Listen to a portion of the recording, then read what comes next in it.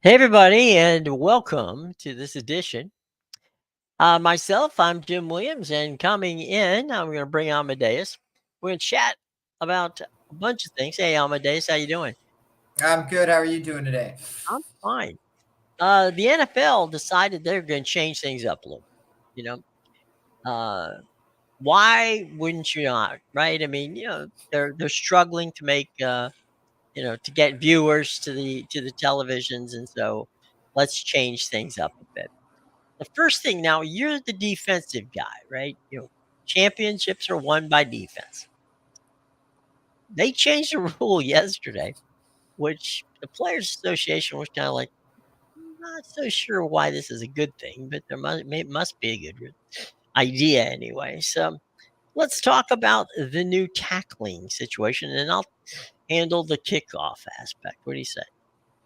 Yeah, so you know me. I view this one as a slap in the face to defenders everywhere, Mm-hmm. and I get there was a few guys that came out and defended the rule change about how they lost half their season to some injuries. It's a dangerous tackle, but Mm-hmm. a majority of the players were really questioning Mm-hmm. this rule change. So they've now banned the hip drop tackle, and I believe it's punishable with a 15-yard penalty on Yes. top of it. Mm-hmm. So yeah, it's just something again, and I think in the pre-show you really you said it best with it's the kind of play similar to targeting Mm-hmm. where if you're in that that quick bang bang kind of play, that's going to be tough for the defender to Mm-hmm. control. It's like when the quarterback slides late and you've already committed to the tackle, and then you end Right. up, hitting him in the head. But well, his head wasn't really where you were aiming Right. by the time he made the slide. So it's definitely it's a questionable one to me. We'll see how it's going to affect the game. I think it's going to affect the total specifically. Obviously, there's been a lot of rule changes over the last few years to help the offense out, and this is just another one. I guess a few years ago we had an average scoring of something like 49 points per game, Mm-hmm. and I guess scoring in the last 2 years dipped to 43 or something like that, and we felt like we need to get defense out of the game now. But yeah, I'm personally not a fan of this rule change. Mm-hmm. But yeah, we're gonna see it affect the game for sure. Obviously, it's gonna affect. If someone makes the tackle, it's going to be an easy 15 yards. It's really going to help the offense get up the field. Mm-hmm. But at the same time, it's gonna affect the defenders. There's already Mm-hmm. too much onus on the defenders to they got to protect themselves on the field. They got to protect the guy they're tackling. They got to protect their mother in the stands. Like Right. there's just too much onus on the defenders right now, and you're gonna see I think more poor defense this year just because there's going to be a lot of guys who are going to be hesitant to tackle, or maybe they'll go in a certain way and the guy ends up breaking the tackle because they realize, oh, wait, I'm going to get flagged for this. I have to like ease up or go in a different way. And now you're bringing too much thinking for the defenders now. They can't go out there and just play the game. Now it's like they have to think before they even take a step on the field to try and make a tackle. So I don't like it personally, but only time will tell how it affects the game. Yeah, I saw Mike Tomlin, the Steelers coach. He was asked about it, and he said, "Well, here's my theory." He goes, "I want my guys to tackle, and if we get 15 yards, then be it. So be it." Because I do not want them to think about tackling; just tackle. So, you know, uh, Tomlin is one for the simplistic, and I think that might be just about as simple as you could say. Either, just go ahead and tackle, and we'll worry about whether we get penalized for it later. Um, but yeah, as we talked about, it's going to be like targeting. It's going to be subjective to the official as to what exactly, um, you know, did the intent. You almost now as an official have to think, okay, what was the intent of the guy who was making the tackle? All right, was his did when he when he started to make the move to tackle, where was the guy he was, the quarterback or the running back who's now supposedly defenseless? Where was he whenever he started that? I mean, it's one thing, some of them are painfully obvious, but the vast majority of them, however, aren't. So you have to go with what you got and what you see. And I think it's going to be difficult. I would love to see, and I don't know that they're ever going to do it, but I would love to see, just like in targeting and in this situation, where they could go to a video replay just to make sure they could take a look at, how the tackle, how the gentleman running across the field decided to make the play. So you could gauge whether or not it's a tackle. It's going to be, we're going to get to a point where it's going to be like, soccer is with yellow and red cards. You're going to get that kind of thing where guys are going to be expert at diving, and getting right into position so that when you tackle them, it's going to get them a 15-yard penalty.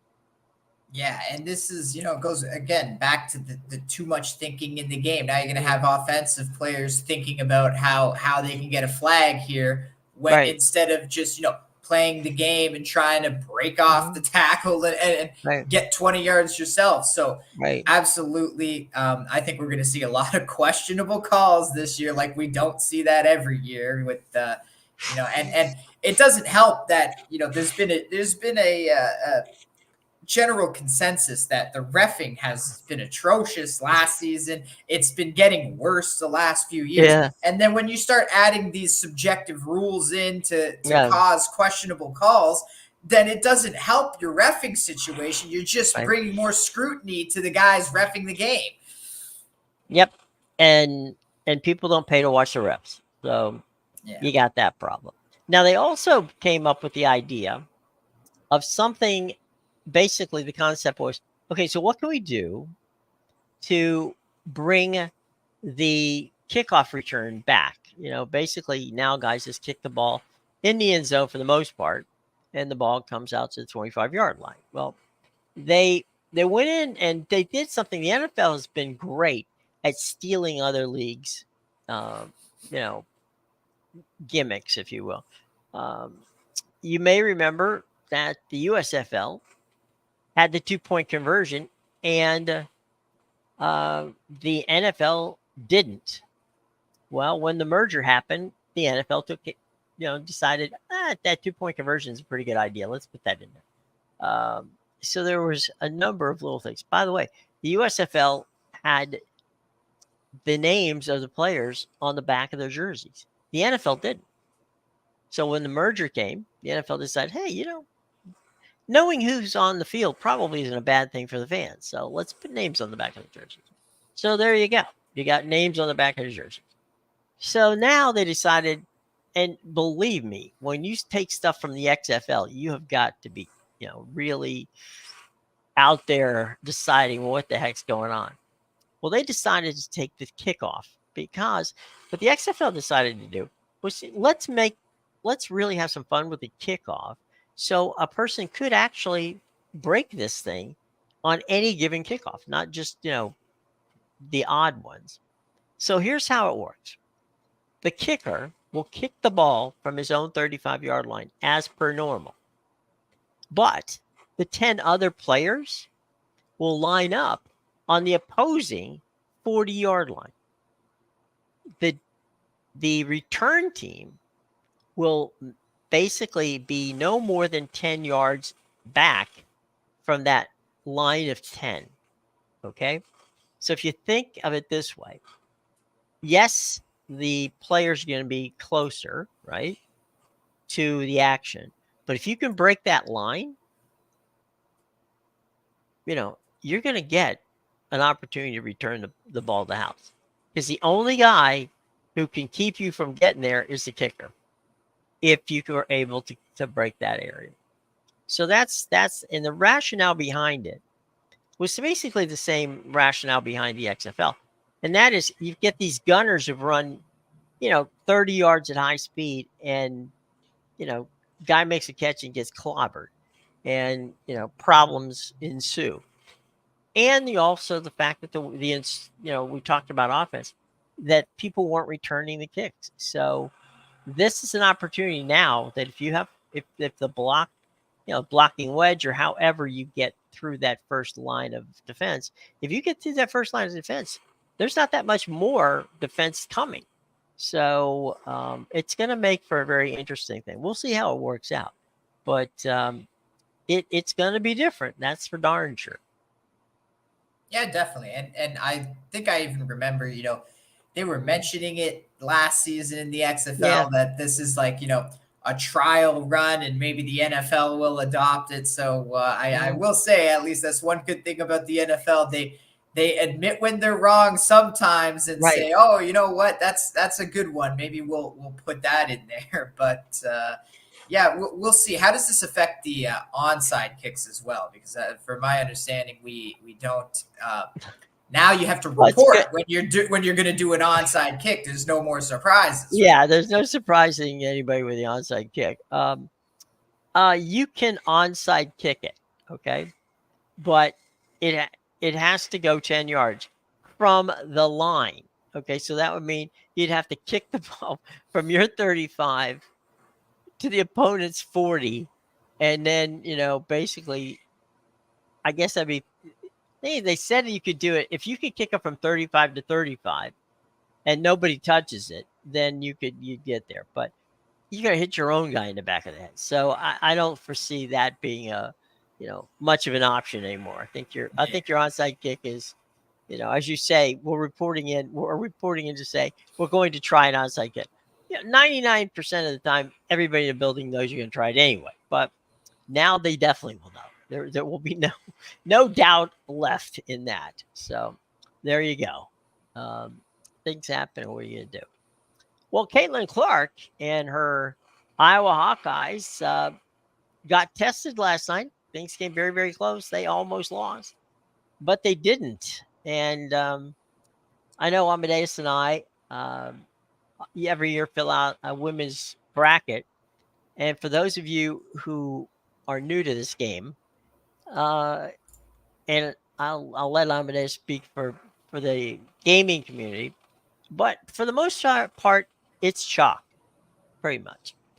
So much so that this year, 3 of the 4 brackets are literally by the numbers. Nothing. There was not a single upset in 3 of those brackets for the first, 32 contests that came off. So there you go, boys and girls. They're chalk at this point. And yeah, there was a chance last night, but Caitlin came back and made it work. So women's basketball, if you're going to bet on it, be sure to play the favorites because it's going to be close.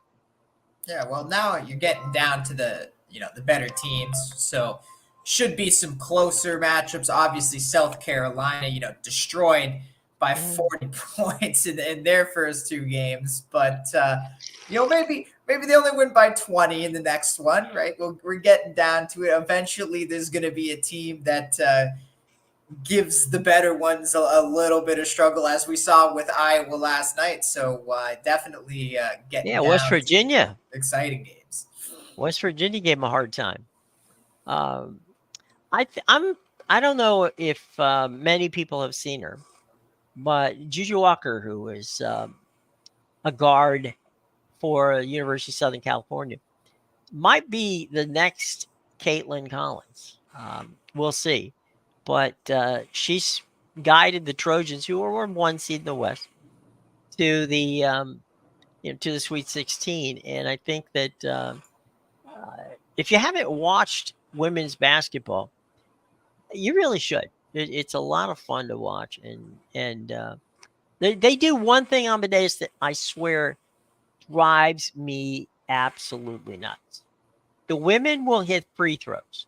The men don't. I have no idea why you cannot stand there 15 feet from the basket with nobody in your face and literally miss the ball and miss the shot. It just has always, been a mystery to me. Yeah, and sometimes it becomes a huge problem late in the game because you Yeah. end up, losing a game by 2, 3, 4 points, and then you miss 20 free throws throughout the game, and all of a sudden, you have 10 of those 20 points and you'd be up by 6. So definitely for free throws, even a lot of people, you like to call it the charity stripe because it's like a free point, but definitely, not the freest of points sometimes. Not a guarantee, that's for sure. Some of those 60% shooters, and you're scratching your head like, really? Well, the funny thing is that Rick Barry, when he was playing, and Will Chamberlain for a big man, both of them. I mean, Rick Barry was 6'8", and obviously Chamberlain was over 7 feet. They would take the ball, and obviously you may remember, they would take it, they would hold it down at their knees, and they would literally just kind of throw it from that standpoint, like a pendulum thing, where you're not trying to shoot across, you're literally throwing it up, it goes up. It may hit the backboard and go in, but it went in. And I'm very surprised that why some people don't try it, because the average of anybody who shoots free throws that way is at least 10 points higher than the guys who just take it and shoot it across. And you remember Shaq? I mean, it used to be called. I mean, got to the point where they actually came hashtag Shaq, Hack-a-Shaq. I mean, they were like, if we foul, Shaq, he can't hit a free throw, so that's as good as us getting, an opportunity for a miss. Yeah, I think it's a different game now, right? Like the same Sure. reason why no one plays defense anymore. It's just the game has evolved, and that's the shape. I guess players don't want to get criticized for the way they shoot too. Is what, make them how it looks, but it doesn't matter. We see it in golf all the time. Someone with a wacky swing, and that might it gets the job done. So it doesn't matter what the swing looks like as long as it gets the results. So that's a good point. Hit it straight and hit it far. That's what we want to do. But whatever works for you, right? Every exactly. player is different, and not every player is good at shooting. But as you said, you change up the style and the way you shoot, and it automatically gives you a better chance. But then there's the chance you get roasted by media for shooting like that, and that might be what the deterrent is in this day and age, right? Or roasted by your own players. Yeah, they'd be like, "The hell are you doing, man? Come on!" So, really, this is what you're gonna do? So I think that does play a part. Nobody wants to be, on the wrong highlight reel. Right. For something, and especially if you miss, and then now you just look like the idiot that missed with the weirdest technique, with the free throw technique. Yeah. Yeah. Okay. Well, many of you know that we served as Shohei Ohtani's agent during the offseason, moving him up the 5 freeway from we did Anaheim to Los Angeles. I'm sorry? We did not have access to his bank accounts. No, we did not. Not us. We're still waiting for the check that he owes us, and we're hoping that it comes through any day. But till that check does come, Shohei's in a little trouble. His interpreter seems to have interpreted away money as in gambling. The problem is that now the biggest superstar in baseball, on the eve of opening day, just back from a lovely trip to Korea, is trying to explain, which is difficult to do since he has an interpreter, how this happened directly under his nose from a standpoint of, did he gamble, or was it his interpreter? And the two of them have been together for a number of years now. So it's a messy situation for Major League Baseball, and we'll have to see how it plays out. But it's not going to be pretty, that's for sure.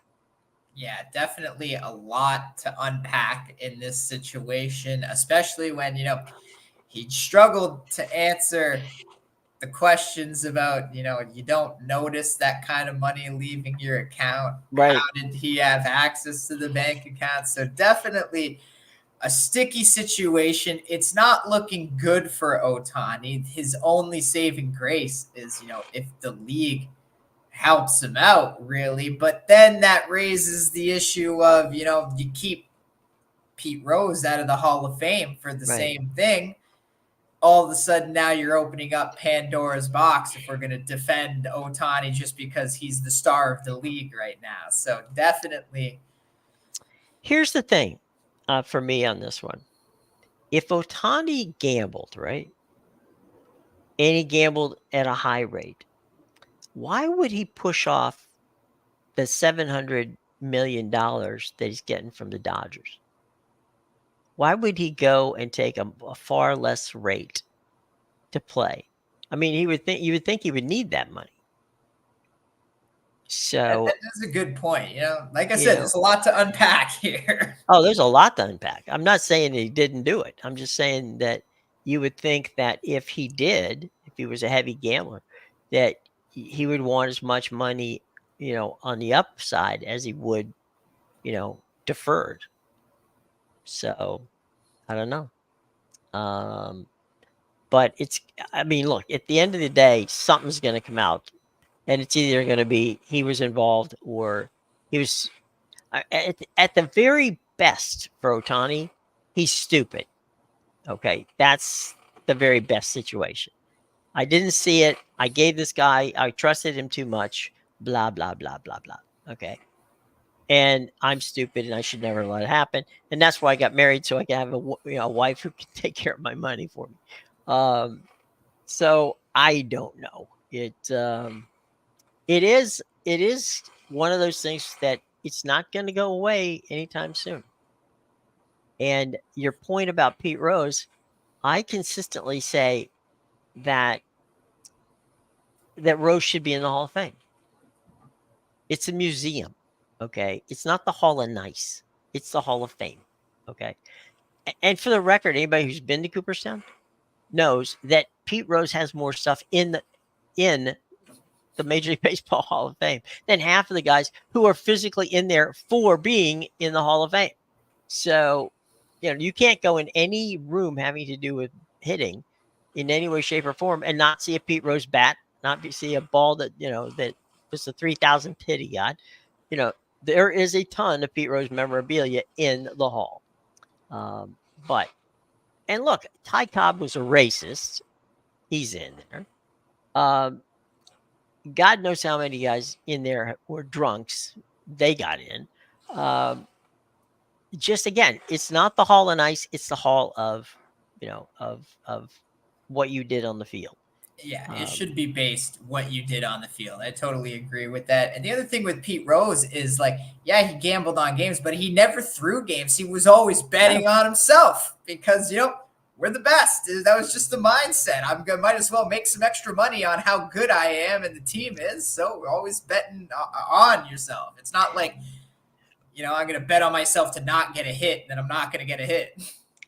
Paul Hornung in 1962 and Alex Karras, they were two. Well, Sir Hornung for sure was the golden boy of the National Football League at the time, and Karras was one of the best defensive players at the time. They got suspended for 1 year for betting. Okay, that was the NFL. Pete Rozelle was the commissioner. He took a look at what happened, said, "Okay, wait a minute, boys. This is not kosher. We don't want it to happen here. Don't want the league to suffer for it." But the penalty was 1 year. That was it. Both those guys are in the National Football Hall of Fame. Now, I know there are a lot of people who think Pete shouldn't be in the Hall of Fame, and I can understand that.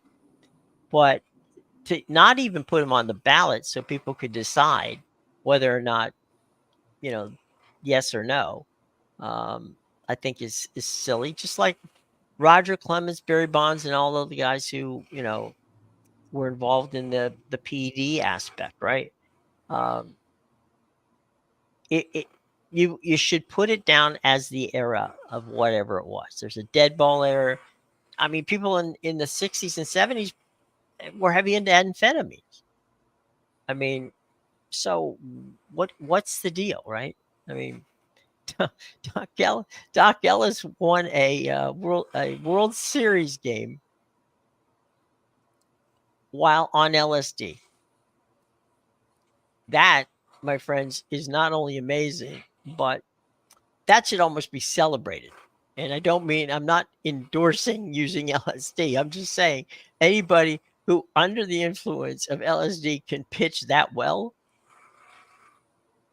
got a surprise. And by the way, I'm sorry, I said it was a World Series. It wasn't a World Series. It was an All-Star game. And one of the pitches that he threw to Reggie Jackson was hit literally out of the park. And that was at Tiger Stadium. And Lenny, if you're watching, you know the old Tiger Stadium I'm talking about. You had to hit that ball. And you go to YouTube, you'll see it. Reggie Jackson was at the time playing for the Oakland A's. He hit that ball not just only 400 feet.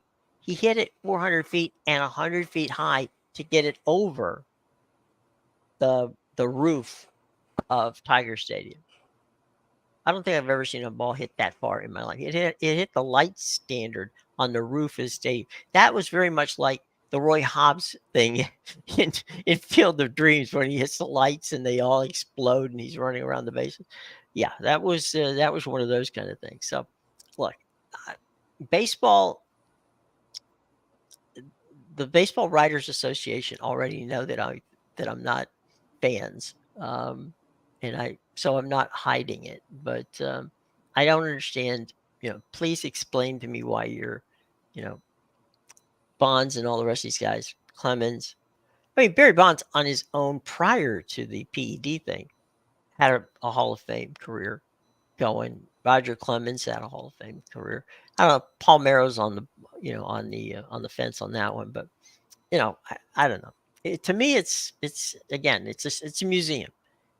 You don't want you want people in the museum for historical sakes, and you can put in there, Pete Rose entered the Hall of Fame, and by the way, the reason he and put in exactly what you accused him of doing and what you think he did and what he was convicted of doing. So by all means, go ahead and do it. But again, I want to be able to go into a hall and find out the best players that were not nice guys. They were players, but they weren't nice guys. Yeah, I totally agree. It should be based on what you do on the field and nothing else. Yeah. I mean, you can be a jerk, whatever you want to be, but not so much. So there's a series of commercials going on down here, which I don't know if you guys get it up there. Do you have BetMGM up there? Yeah. In Canada? Okay. Have you seen the BetMGM commercials where they're saying that we are excited because now anybody can bet in the state of wherever, because they go state by state, right? But not Tom Brady. But not Tom Brady. I think that is hilarious. I mean, no, Tom, you've won enough. So yeah, I think what I think that was their Super Bowl commercial actually, but since then it has been getting aired a few times that year because it's got Wayne Gretzky in it. So I think yes, it does. Right. They they love to show the Canadians up here. So I don't know if it was shown during the Super Bowl, but definitely they found a way to get it on air up here. I've know the commercial you're talking about. And, I love it. It's hilarious. It's funny because Brady keeps sneaking into the commercial as different people, and they go, "No, we know who you are. It's Tom. No, you can't." So yeah, I mean the concept of Brady, you've won too much, even for MGM to let you bet, I think is hilarious. I don't expect that Shohei Ohtani will be asked to do those commercials anytime soon, but maybe Caesars. I don't know. That maybe that'll be the way it works. But they'll get his interpreter to do right, exactly. Well, he speaks English. We know that. He does everything else for Ohtani. So. Right. How about serving jail time? So. Yeah, maybe he can serve the suspension if there is a suspension. You know, Right, he can serve it for Otani. There you go. right. The translation, he can go and translate. Okay, we're putting your now. I'm assuming, and I'm pretty sure this is the case, that the interpreter is not available to Otani now. They have another interpreter, um, you know, in place for him. So we'll see how that goes. We're only just 72 hours away. No, wait, I'm sorry. It's 42 hours, 48 hours away from opening pitch, first pitch baseball. So we will be starting to get into baseball on a daily basis here. From a wagering standpoint, my friend, how on your pecking order of things you like to do, where's baseball fit?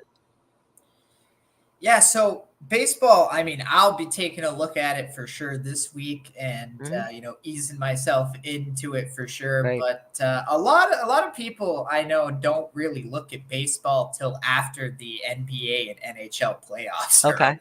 The first 2 months of So the season is June, kind of just it's kind of just a so write like off. June, July, yeah. The same So, way, kind of how people don't really go heavy on college basketball till mhm, January, really, right till right? the tournament. I mean, I'm sorry, till the conference play starts. Yeah, and the football's over. So that tends to be it. I mean, I'm the kind of guy where I'll look at it for sure. I'm not really, I'm not big on hockey anymore. Uh-huh. So yeah, it's mainly going to be once March Madness ends, I'll be looking at baseball as well as NBA and my millions of soccer leagues that I look at all the time. So that's definitely between those three sports. There's a plenty of action. It's funny. One of the biggest questions I always get from people is it hard to bet on baseball? And I said, well, actually, no, it's not. It's probably of the sports, probably one of the easier ones to bet on. Am I wrong in that particular case?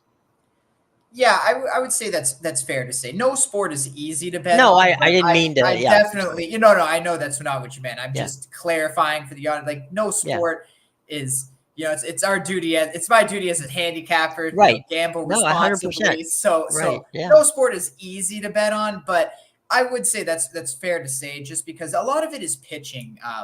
Hmm. Really pitching matchups. And the first five element really helps too as Hmm. well because if you got two teams where you don't really trust the bullpens, but you know what you're going to get from the starting pitchers, then Right. I play a lot of first fives myself, so Hmm. it's definitely very pitching oriented. And Hmm. if you really know your pitching, or you do a deep dive into Hmm. some of these guys and what they've been doing in recent games, then yeah, it's a lot of trends tend to add up. Like Kevin Gossman always comes out as the Hmm. best pitcher in the first month of the MLB season, and then dies somewhere in the second half. So, Right. The arm gets tired. expect Yeah. him to be on fire in the first month, but Yep. yeah, things like that, right? Tend to be, and that's the thing with pitchers too, is they're predictable as well. Hmm. Like obviously I use that as an example, but the more common one would be guys like Max Scherzer, where you're great in the first half of the season, and then it's that second half once the wear and tear starts to The hit. arm. Yeah. Yeah, yeah. So definitely, and you can use that to your advantage late in the season. This is a guy that he's going to give up runs now at this point in the season. So maybe you start taking some overs or some first five overs. So definitely. 2 years ago, or 2 or 3 years ago, um, there's always a pitcher on whatever team. You can pick the team, right? That in this case that the illustration I'm making is Jacob DeGrom. Jacob DeGrom damn near had to pitch a no-hitter because for some reason, when Jacob DeGrom pitched, not only did he pitch well, but his team didn't score runs. The Mets scored nothing for Jason DeGrom when Jason DeGrom pitched. Okay. The next day, all right, Syndergaard could go out, give up 7 runs, and the Mets would win 9-7. So, there are pitchers in everybody's rotation who, you look at them and you look at the ERA and you're looking at everything going for him and saying, wow, this guy's a great pitcher. Unfortunately, nobody scores any runs for him. Yeah, that's something you got to factor in because sometimes Mm-hmm. it's the team, right? They know Right. you got a shaky guy on the mound, and it's like, okay, Mm-hmm. today we need We to, got a ball out. Yeah. yeah, we need to come to score, and then Right. sometimes it works against because yeah, they'll be like, oh, we got DeGrom on the mound, should be fine, and then everybody is a little more lax, and nobody scores a run or even gets on base. Right. So definitely, you always got to have the mentality to be in the game for sure. But yeah, those are definitely things that correlate. I took a look this week at ESPN's quote unquote baseball experts.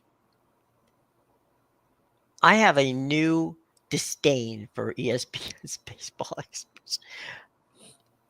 I'm going to run a few. I'm not going to name names because I know Are that. these the same experts that are questioning why is scoring up in the NBA this season? Like, what happened to the game? Yes. No, not no. I don't think so. These guys actually just follow baseball for them. They have 5 out of the 7 of them do not have Texas in the playoffs. Houston's just too good. I don't know. They choose to believe that the Mariners, and in some cases, the Angels, are going to beat out a team which you and I a week ago, or 10 days, reminded that Max Scherzer and Jacob deGrom would be healthy at the beginning of the season and weren't even part of last year's team that went all the way to the World Series. And oh, by the way, I don't remember them trading Corey Seager during the offseason. So he's still there. What are they thinking?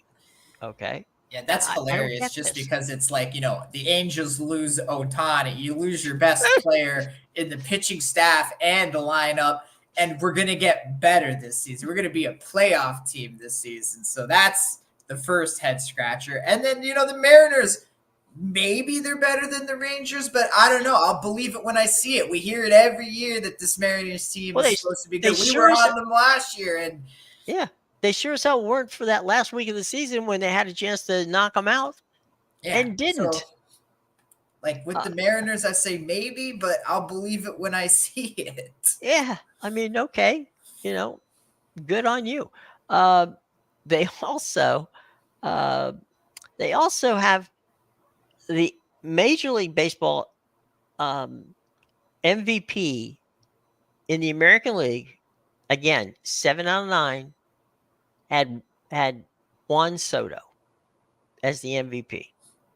Now, I love Juan Soto. Okay, I've seen this kid play since he was 17 years old. I am a Juan Soto devotee. All right. He went in the witness relocation program last year in San Diego. Could he have a bounce back year playing for the Yankees? He could. But is he going to be the best player in the American League this year, playing on a Yankees team that has a lot of hitting, but not a lot of pitching? I don't know. But I find Juan Soto's name in his first season in the American League.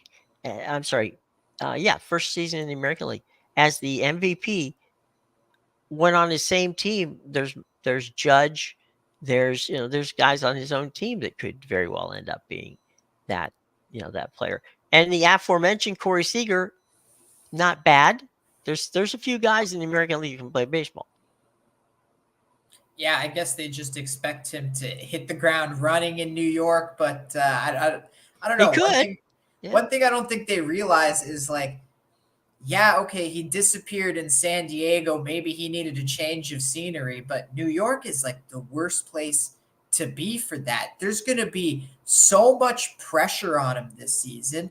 And, when he wasn't hitting last year, it was more the team than him, right? Like, yeah, we were focused on he's definitely underperforming, but a lot of it was like, what the hell is wrong with this San Diego Padres team? They're so good. So that kind of distracted and took the spotlight off of just him in general. Mm-hmm. It's going to be totally different in New York. That spotlight's going to be beating down on him, and they're going to be picking apart every little mistake all the way into the way he ties his shoes. So there's going to be a lot of pressure, and it could affect the way he plays this season for sure. When he came up at the Washington organization, they had a number of players there who helped work with them, right? And when the game was over, he was, again, a young guy. So he went out, played video games when he got home, straight up, nothing going on. Moves to get straight to San Diego. If you've ever been to San Diego, it's a lovely place, very laid back town. You can go out, doesn't matter who you are, nobody's going to bother you. Players that go to New York, it's on the field, yeah, it's a concern, right?